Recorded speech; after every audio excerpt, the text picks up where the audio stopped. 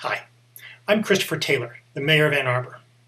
I'd like to take a break from talking about parks and budgets, talk instead about our national moment.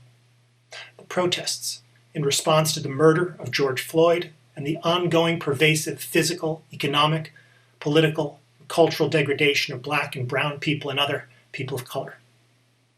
We can't be blind. We cannot survive in the presence of this injustice. It simply has to stop, and we are the ones who have to stop it. Our failure to overcome America's original and most persistent sin, white supremacy, is a national disgrace.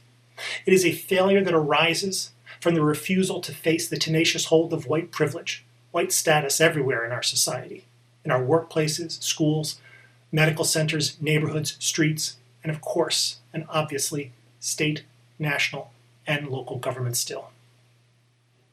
It is a failure to listen to the truth of experience, the truth of the people of color in our community. And we need to listen.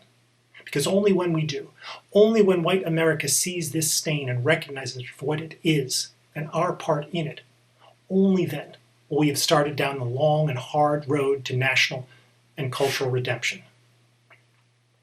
Now, arriving at this recognition creates an obligation to act.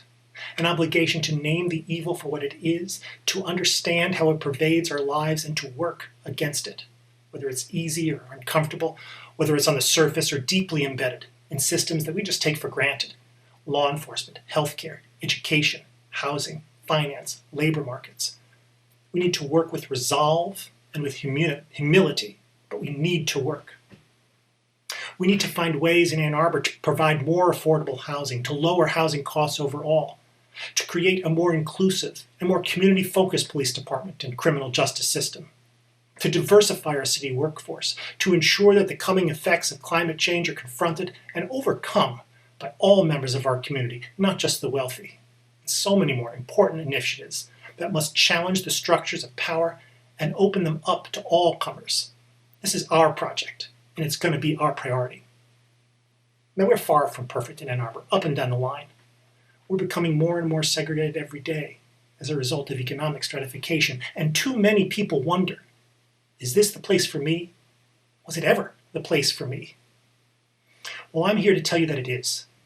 Because in Ann Arbor, we are a community that values pluralism, that welcomes and embraces peoples of all kind, no matter race or ethnicity, nation of origin, religion or its absence, sexual orientation, gender identity, age, or ability.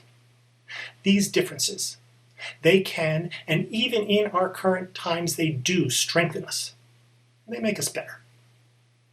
In Ann Arbor, we have a faith in a common future, and we've got a love for our neighbor. And we're never going to give up on either. Thanks for listening.